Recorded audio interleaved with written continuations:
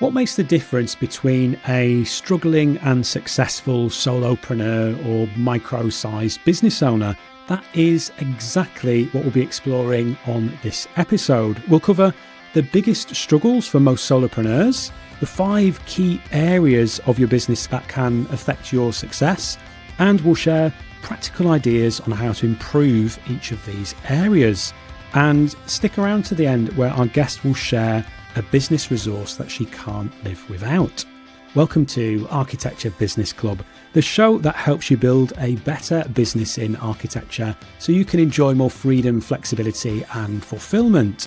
I'm your host, Jon Clayton, and if you're joining us for the first time, don't forget to hit the subscribe button so you never miss another episode. We are joined by Kathy Ennis, the founder of Little Piggy, and an award-winning business mentor who specialises in working with solopreneurs, freelancers and side hustlers to build businesses that actually work and bring them the success they deserve. What sets Kathy apart is her straight-talking, no-fluff approach. She doesn't coach people on their feelings about business, she teaches them what they don't know, because running a business is a learnable skill. So head over to littlepiggy.ltd to learn more or click the link in the show notes. We are going to talk about what makes the difference between a struggling and successful business, particularly when it comes to solopreneurs and those micro-sized business owners, which makes up the vast majority of businesses in the UK are those size of businesses. So it's really important that we talk about this and figure out, what makes the difference between the ones that struggle and the ones that are more successful. So, Kathy, you usually work mainly with solopreneurs, so you have a lot of experience with those size of companies. What things about business do you find that they commonly struggle with? Gosh, that's the $64,000 question. I suppose if I were to summarize it, let's step back and think about why people start a business, particularly as a solopreneur. Often it's because this will be almost their second career. So often you will find people who have started working, doing something, and decided that maybe the work environment isn't the right place for them, and maybe they've got a skill or they've got a passion or a hobby that they could see becoming a business. Okay, so it's very rare for somebody to be a solopreneur, apart from maybe if you were in something like a caring type profession like therapy, counselling, or even maybe something in beauty therapy. It's actually really quite rare for people to be solopreneurs from day one. Okay, so you have this thing where a lot of solopreneurs are probably 30 plus, maybe 40 plus, sometimes 50 plus. So they're coming at it from a very different space. They've worked.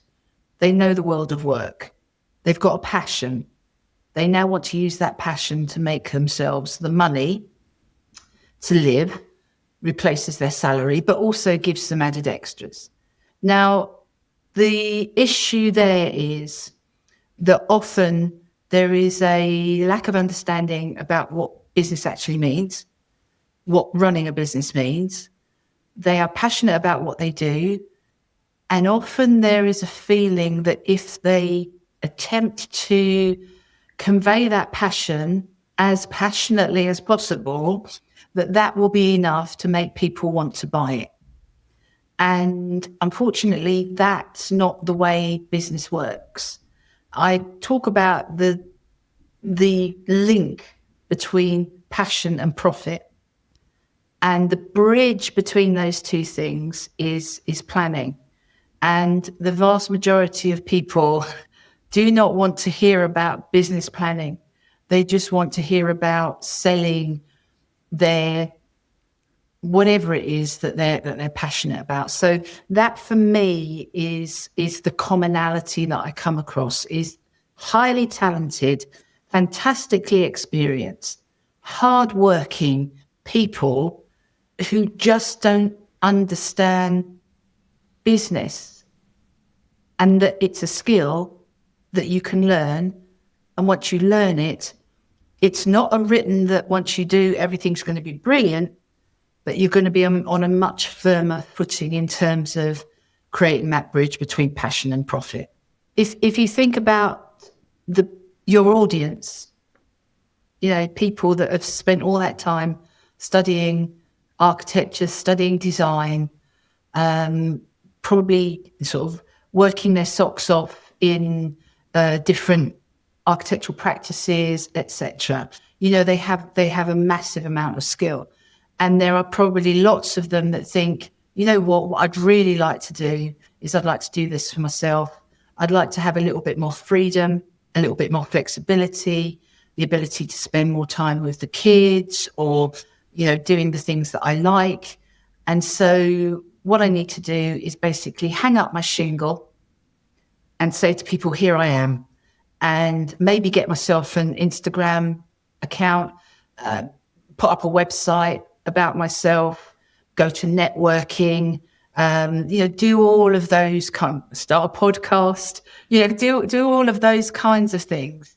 But actually there are lots of things that sit in the background. And again, taking the analogy of the architectural profession, it's the same as, you design a building for functionality.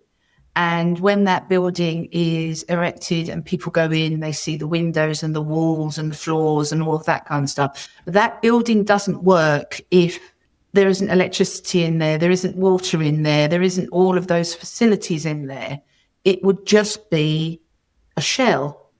And it's a very similar thing with a business, is that what you see is the tip of the iceberg. What actually makes something work is the rest of the iceberg sitting down there underneath that sea.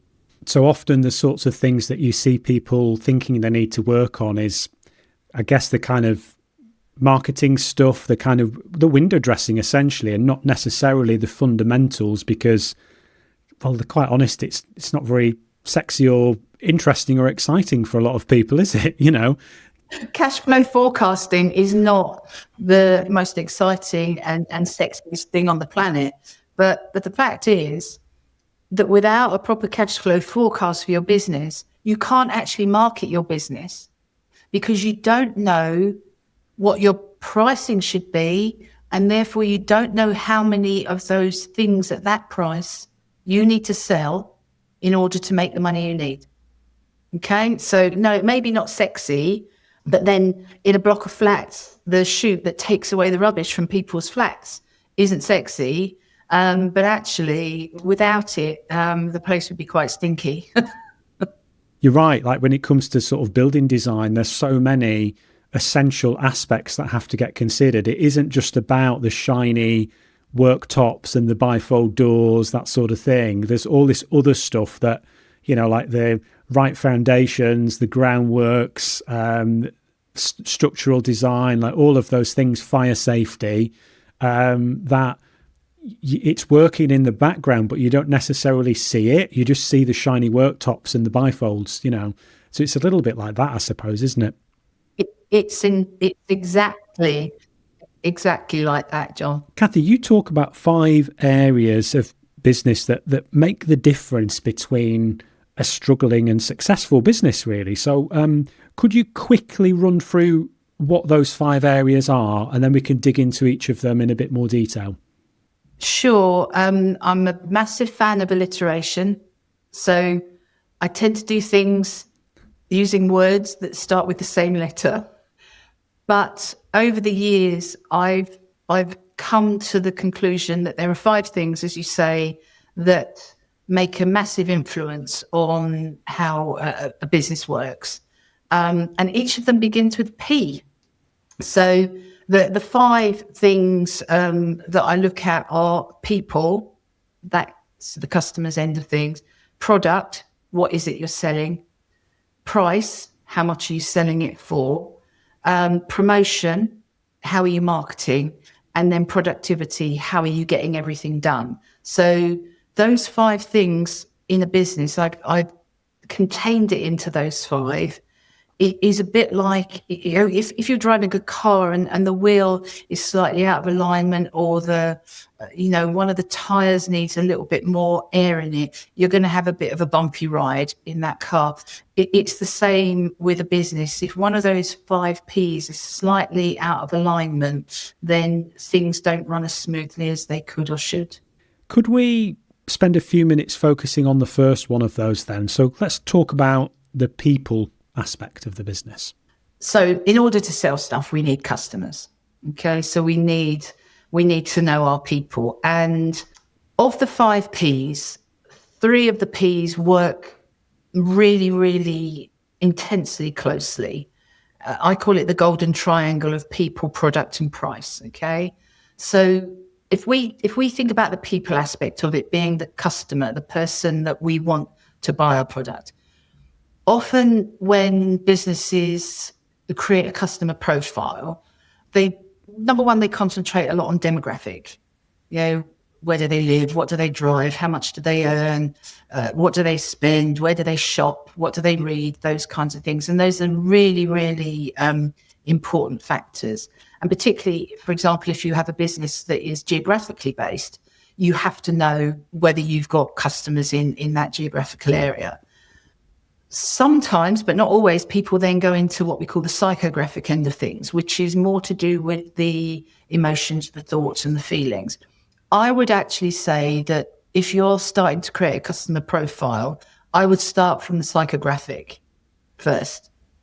Because if you start from the demographic, you then start to put people into these little boxes. These are the people I work with. And that could mean that you're only trying to target at men who are 45 and whatever, that kind of thing.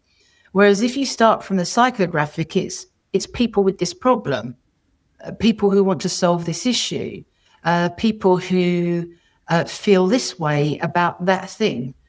And that means that it opens up slightly the potential for customers. So you're not putting yourself into a little box.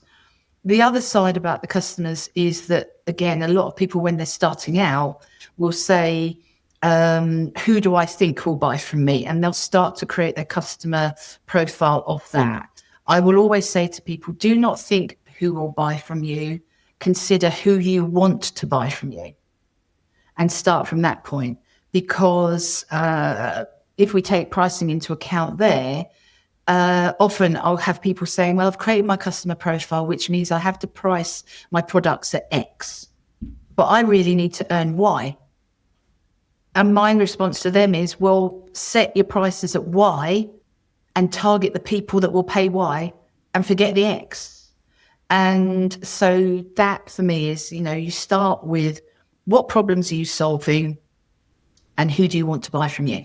Kathy, I think that idea of focusing on not the demographic, the psychographic, really interesting take on that. Because as you say, it could be that, it isn't just the kind of, men between 40 and 50. It could be that it could be all sorts of different demographics that share that same problem that you can help them solve. So I love the way that you've explained that. After that, the next one is product. So what do you mean by that, particularly for maybe a service-based business that's listening to this thinking, hang on a minute, I don't sell a product, I sell a service. So can we clarify what we mean there when we talk about this? Yeah, I think that again is a really another good question, because if you're going to be selling smelly candles, for example, you know that there's a manufacturing process in that, and logistics process in that, and various bits and pieces.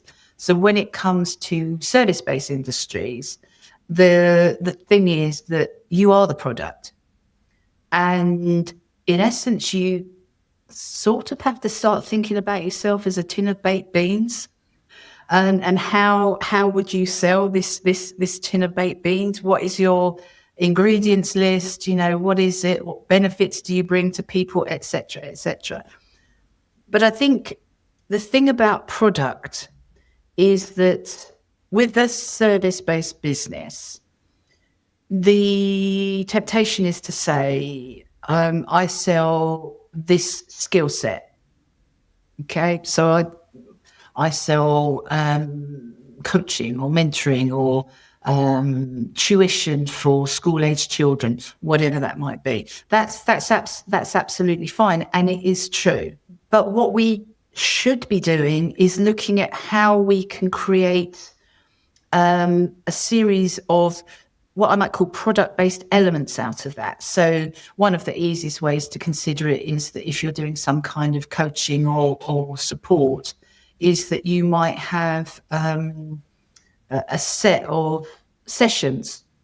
Okay, so you'll often find coaches or therapists saying, my 6-session program or my 12-session program, that sort of thing. It's a much easier way then to get across to your potential customers that there is an end point, because one of the biggest problems with service-based businesses is that often if you're just selling by the hour, your customer doesn't know how much they're going to be committing themselves to over time. This is the thing with therapy. A lot of people might start working with a therapist and it goes on and on and on, and it could go on 30 years even. So there's no understanding of how much that's actually going to cost. So I would say to everybody who's running a service-based business, you need to start thinking about what your low cost, mid cost, and high cost offer actually is.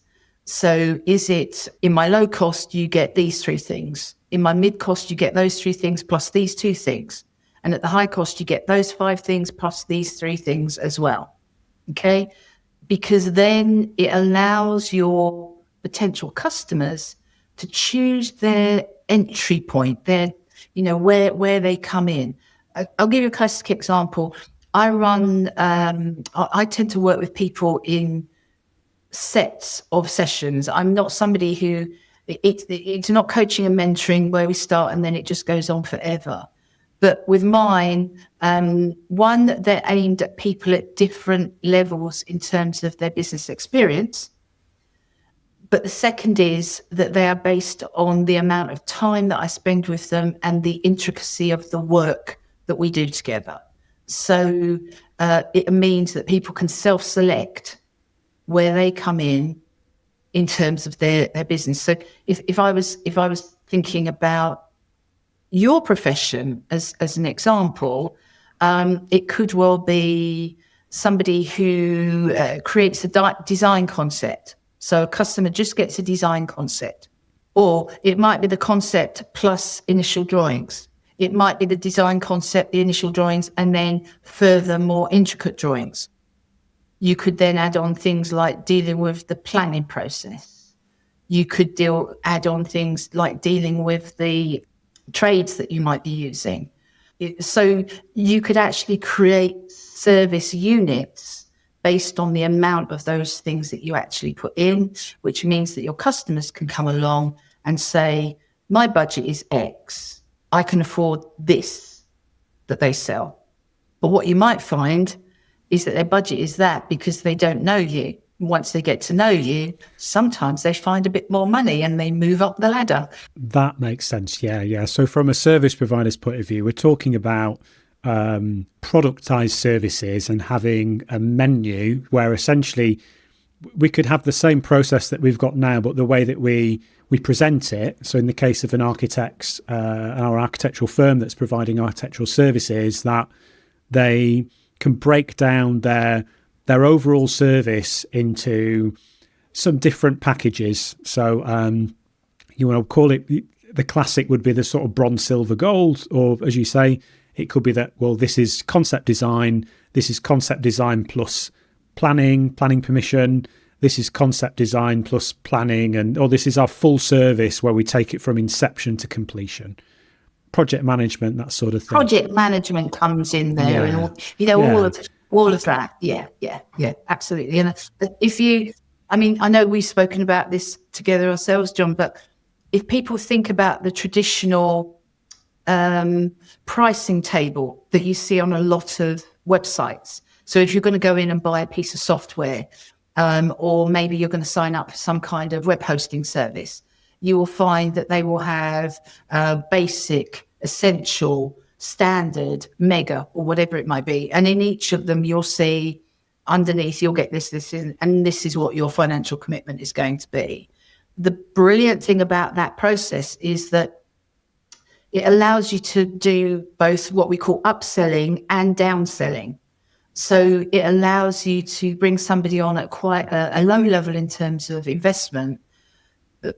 But once they get to know you and like you and see the good job you're doing, it allows you then to upsell them into the more expensive end of things.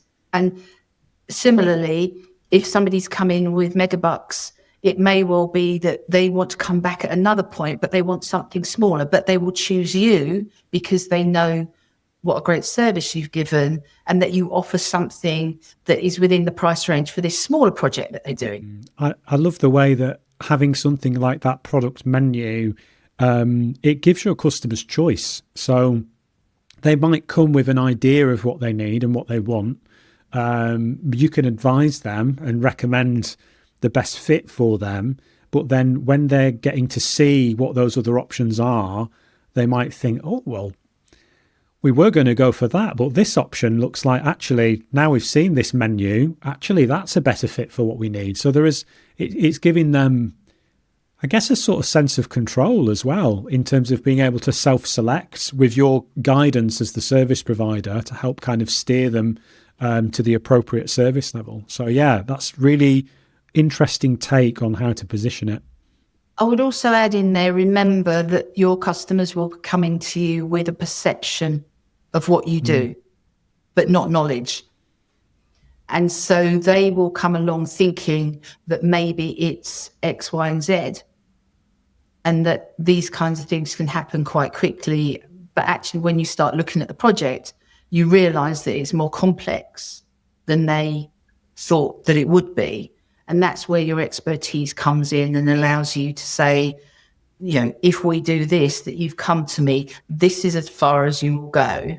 But actually, in what you want to achieve, if we add this bit and this bit in, that means it will take the project right through to the end. If we just do what you want to do, you're going to be stuck halfway through. So, yeah, remembering that our customers don't necessarily understand what it is that we do. Yeah, I love that. Something I saw, which is relevant, a web designer that built one of my previous websites, she had this this great thing where when it got to the end of the build and then there was going to be additional things like hosting and potentially maintenance, things like that, there was a proposal that came through outlining those options. But what was really clever about it was that it basically sort of listed all these things out that were like, these are things that have to get done. So there was this big long list and it was like a tick box, kind of like, who's going to take responsibility? Are you going to do it? Is this going in you putting the tick in your box that you're going to do all this stuff? Or are we going to do it? And if we're going to do it for you, then it's chargeable and it's this much a month.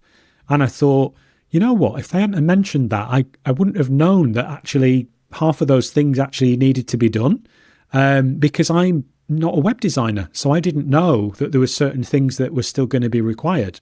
And it did make me think about it, you know. So I think that's a smart thing, that having that menu, it shows people ways that you can help them with things that they perhaps didn't even realize that they needed to think about, because they're not the expert. You're the expert in what you do.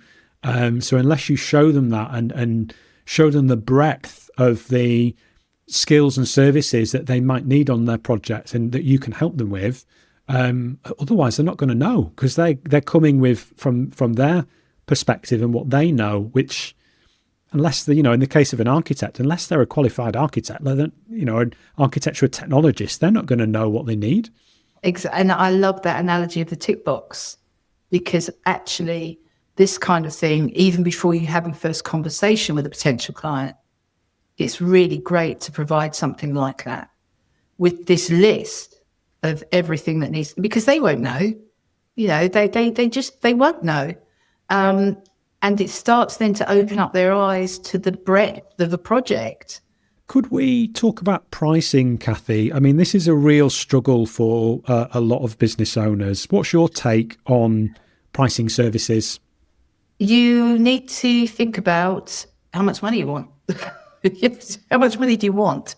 As I say, this goes back to the type of customer. So if you think about high street shops, I don't know, you think about something like Poundland, Marks and Spencer's, Waitrose, those kinds of things. We know that each of those has a certain key customer type. Okay, it doesn't mean that people from all over don't shop in those places, but actually they have a target market grouping. Okay, so we start thinking about the kinds of people that we want to work with. But this is why I said this is this golden triangle. In terms of pricing, we have to think about where we're pricing it in terms of the quality of the product that we're creating, but also the people that we are targeting. So if a business wants to do, for want of a better term, quick and dirty work, and I don't mean bad work, I just mean that it's high turnover at lower cost, then their customer group is going to be very different. Whereas if they want to do things that are slightly more quality, more in depth, longer term, it's going to be much more costly. So therefore, the customer profile will be different again. So when it comes to pricing, one of the first things I get people to think about is how much money do you actually need coming in? And I don't mean how much money do you need to earn. I mean, how much money do you need coming into the business? Because you need to know exactly how much the business costs to run. And then you need to know how much money you need to pay yourself.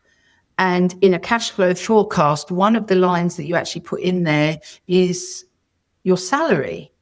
Although it's not a tax deductible thing because you have to pay tax on it, it is a cost in the business.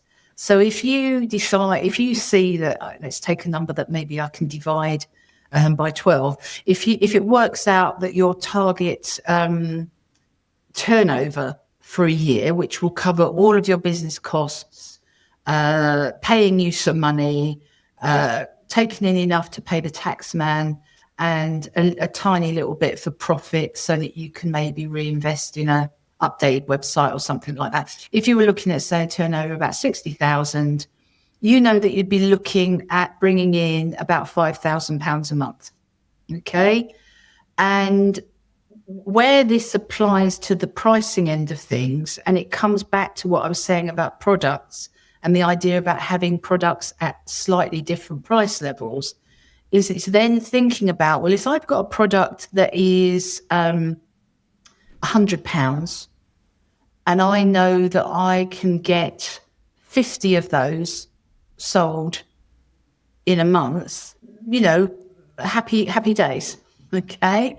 But I might only get 20 of them sold, but I might then have something that costs £1,000 and I might sell 2 of those. So it's about creating this, it's about taking the number that you are targeting in terms of a turnover figure that covers all of the costs in the business, and then thinking about your customers, what their pocketbook will take in terms of what they will spend, and then thinking about your pricing strategy around that.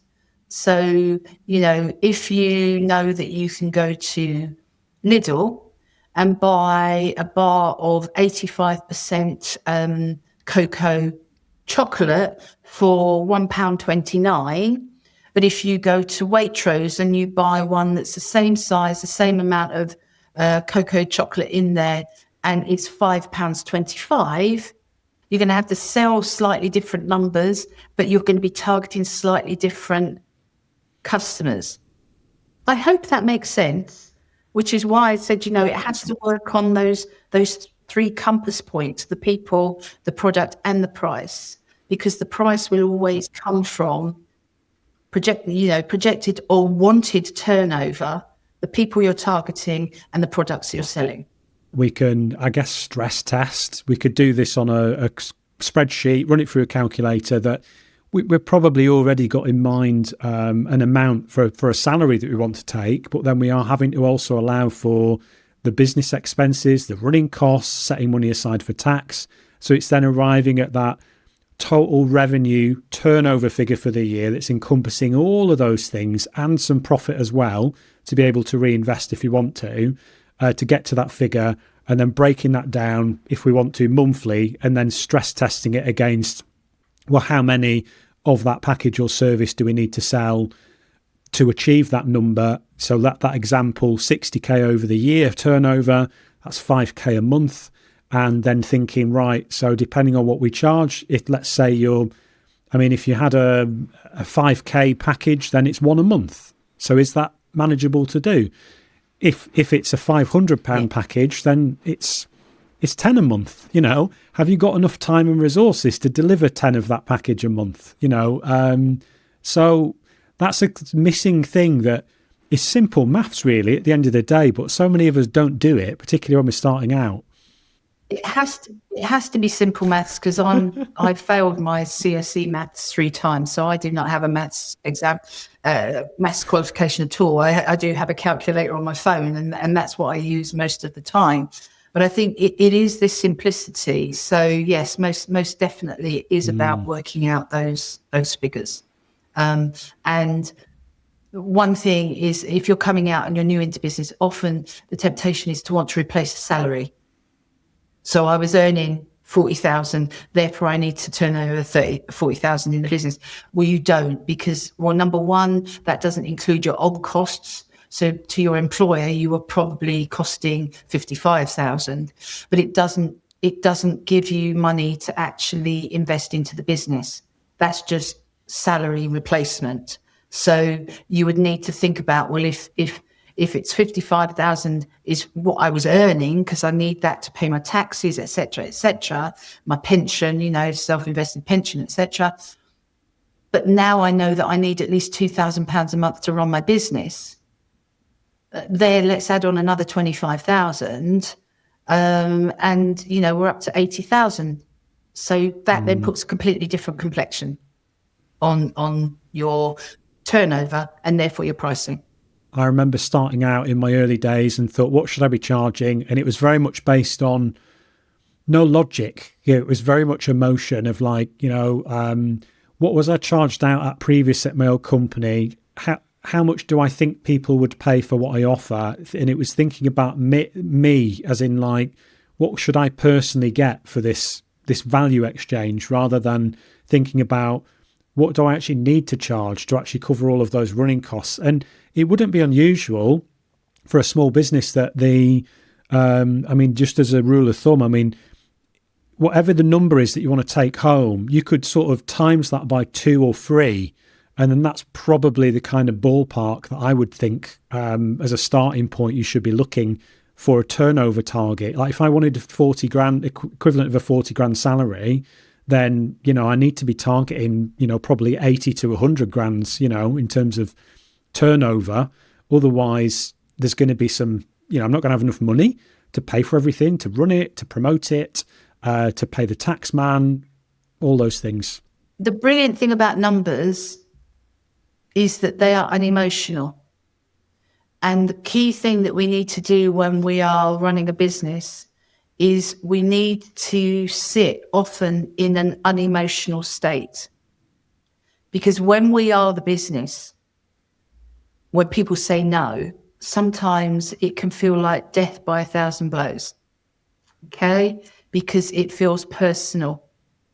And, sometimes it can be, but actually, the more we can step to one side and use the logical side of our brains and use the numbers and the structural things, the easier it becomes to make proper business decisions rather than reacting emotionally. So, if you sit down with a spreadsheet, I've got one. If people want it, they're more than welcome to ask me for it. Standard cash flow forecast with all the calculations built into it. And you start putting numbers into these places, and there's a number in the bottom right-hand box or cell on that spreadsheet. That's an unemotional number. That is just telling you the truth. It's a calculation of all of those numbers you put in. And if it says 100,000, you might need to take a gulp, but then you need to sit down and think about, well, do I need to reevaluate my customer profile? Do I need to reevaluate my product offer? Yeah. So that's makes a lot of sense. Kathy, we've deep dived into those sort of first three areas. Could we have a few minutes talking about promotion? That was the next pillar, wasn't it? So many architectural firms sort of feel a bit like, oh, well, our work speaks for itself. What are your thoughts on that? Yeah, we know that promotional marketing is a big thing, and we ignore it at our peril. I think the first thing to recognize is you need to understand the difference between brand building and actual marketing for business. And often people either err on one side or the other, and very rarely stray. So your marketing, your promotion activity needs to cover both. This is who we are. This is what we believe. This is what we do, kind of stuff, as well as this is what we sell. This is how we do it, and those kinds of things. So you need to come up with a strategy that allows you to integrate those. You also need to think about your promotional activity as being more than just social media, and you need to consider it as being more than just online. People still buy people in that sense. So networking out of your own profession. It's great talking to everybody who knows, can cut through the stuff because you can speak in shorthand. But actually, they're not going to be the people that are going to be buying from you. It's going to be people that don't know what you know. Okay. So how is it you get out to them? So it's thinking about those kinds of things. Even down to the fact that, if you do post anything out, and people still do post things out, making sure those envelopes have got the details of your business on. Because think about how many hands that envelope is going to go through before it gets to the person that you sent it to. So it is great to have. But if you're working in architecture, it's quite sexy. You've got nice things to look at. I mean, I don't even mind seeing pictures of groundworks because I find them very interesting. But it's very nice seeing it from the ground upwards, and that looks really nice. But actually, they want to know stuff about you. They want to know why you do what you do. They want to know why you are so passionate about what you do, as well as the outcome of what you do. They want to know who your customers are, what your customers said, how they think, those sorts of things, reviews, testimonials. So marketing has to be a strategy. It can't just be, I've got to post on LinkedIn 3 times a week. You've also got to do things, implement things that bring people to you rather than you just pushing things out. So for want of a better description, the lead magnet. So whether that's a downloadable resource, whether it's the opportunity for somebody to have a 15-minute, half an hour chat with you before committing to anything, those kinds of things. And the final thing I'll say there, and I will put a big plea into people, is that still one of the best methodologies for reaching out but also engaging people is email marketing. So, I would say ignore that at your peril. So most definitely, it has to be a mixture: face-to-face, online, socials, websites, email. But the more people know you and know what you do, the more likely you are to get referrals. That's such a good point. I think there's an over-reliance in this industry because it can be quite visual. So an over-reliance on sort of website portfolios, the kind of like we build it, they shall come sort of thing. And then social media, like sort of Instagram, that sort of stuff. But as you say, email, that's really overlooked, email marketing and face-to-face. I mean, I think statistically most service-based business owners still get most of their work through their network, word of mouth and referrals. And we don't lean into that enough. You need word of mouth and word of mouse. Okay, so it's the combination of the two. That's great. Thanks for that, Kathy. Could we have a minute or two talking about productivity before we start to wrap things up? So, what's your kind of definition of productivity? Your thoughts on that? productivity, getting stuff done. So if you are a solo, you have a business, you have your products that you're selling. But at the same time, all of the businessy stuff has to happen. And this is sometimes where the conflict comes, and this is where you get the wonky wheel, because things get put off or put to one side because, I've got this project, got to get this project finished. I can't afford to do that. It's where marketing activities always fall down. I can't afford to post that. I haven't got time to post anything online because, I've got this project to finish. So it's very much about how do you make sure you get everything done. So the 80-20 rule, when you are starting a business, 20% of your time will probably be client-facing. 80% of your time will probably be business building, systems creating, automations creating, all of those kinds of things. As you get busier, the statistic will probably flip, so that 80% of your time doing the stuff, and then 20% of your time making sure that the business is running. If we think about a business week, and I always say to people, do not count Saturdays and Sundays as part of your business week unless you want to. It shouldn't be a necessity. It should be a choice. So if we think about Monday to Friday, the equivalent of one of those days should be spent on running your business. The thing is that you will be brilliant at what you do, but you are not brilliant at absolutely everything that makes a business work. So although you may be a solopreneur, my biggest piece of advice is outsource.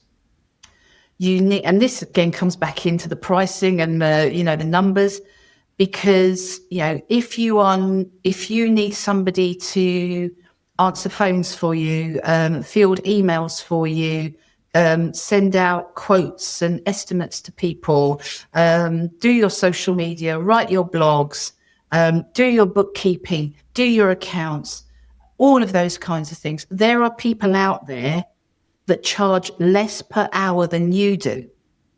And as long as they charge less per hour than you do, they are cost effective, because the more you pay them to do that stuff, the more time you've got to get out and earn more money to be able to pay them to do that kind of stuff. So you can still stay solo, but you've got a team. And this is what we should be working towards. Websites, classic example. A lot of people have got enough skill to be able to build a website, but have they got enough skill to be able to build a website that actually properly works for them, to keep a check on it? I mean, my website was hacked last week, and it's taken me a week to clear out everything that was done. Luckily, I've got support, and people helped me, and that was brilliant. If I didn't have that, I would be up the creek without a paddle. Okay, so we need this support network around us. We need to know the direction. We need to know what we want to happen, but we need a team of people around us. If you're at the beginning and you haven't got loads of money, job swap. Okay, is there something I can do for you if you do this for me? There are loads of things that you can do, but primarily it's about making sure that your cash flow forecasting actually says, I'm going to be paying a bookkeeper £60 a month because they're going to be doing 2 hours a month for me, just making sure books are up to date, my invoices are going out, I'm getting paid on time, all of that. I don't have to worry about that. I can be out having client meetings. Okay, so productivity is the process of getting stuff done. Stick to what you do best and outsource the rest, I guess would be the phrase, wouldn't it? Yeah, my little sayings, John. Kathy, what would be the main thing that you'd like everyone to take away from our conversation today? I think the thing I would like people to take away today is this understanding that business is a set of skills. Entrepreneurship is something very different. Entrepreneurship is this kind of Stephen Bartlett thing where you have these big ideas and all this kind of stuff. But he didn't get to where he is today by doing it all himself. He used people that knew what they were doing. But business if we want to run a business for ourselves, it is a set of skills. It is learning various things. It's learning, how to do a customer profile, how to price your products, how to create products out of a service-based business. It's that kind of thing, and it will make a really, really, really big difference. I will then add on to that forward planning. So not in the sense of a standard business plan, but actually having a target that you set yourself year on year, that you measure yourself against in terms of achievement, growth, development. The problem with a lot of very small businesses is they work right in front of their nose and they don't look far enough in advance, and therefore they don't set themselves goals and targets that they're achievable, but they are, they're bigger than they would normally do themselves. That's a really good suggestion. Was there anything else you wanted to add that we haven't covered? I just think I'd say to people that if they are struggling, if there are things that are getting on top of them, don't hold it in. Make sure that you speak to somebody about it. One of the biggest lessons I learned is also make sure that every single person in your family knows exactly what it is you're doing and how you do it. Because the number of times I've come across people in my family attempting to explain to somebody else who could be a prospective client what I do, and I hear them and I think, I don't do that. It's making sure that everybody is as clear as crystal about what it is that you're doing, who you're doing it to or for, the kinds of customers that you're looking for, and help them to be your advocates. That's a great tip. Thanks for that, Kathy. There's one other question I wanted to ask. What is one resource that you use in your business that you couldn't live without? Now, it could be an app, a book, a gadget, anything at all. One, I can only choose one. I tell you what has made the biggest difference, and this has made the biggest difference to time, is a note taker. So I work on Zoom most of the time because my clients are not geographically close to me. So I tend to work on Zoom, and I use a note taker now, which means that I can be 100% in our conversation, not having to worry about the notes, and actually then not having to type them up or collate them after the meeting. And a bot does that for me. For me, AI is, there are some difficult things about it, but it's probably the best business tool that there is. There are so many options with it, but a note taker that records those meetings, records what we're saying verbatim actually, and then turns it into a set of notes with really clear action points. That's been a godsend. I'm quite a fan. I don't use one in every meeting, but then depending on what the type of meeting it is, I'll use a note taker, and it is really, really useful. Kathy, this has been great. I've really enjoyed this conversation, and I just know it's going to be so helpful for everybody that's tuning in. Where's the best place for people to connect with you, though, if you want to get in touch? Well, if anybody fancies a chat, if they go to my website, there are buttons all over the website where people can book in just to have a bit of a chat. It's not a sales call. It is not a sales call. It is definitely a conversation, half-hour conversation about something that they may want to talk about. They're more than welcome to do that. Or come and find me on LinkedIn, or I'm on Instagram as well. So, I'm in those places.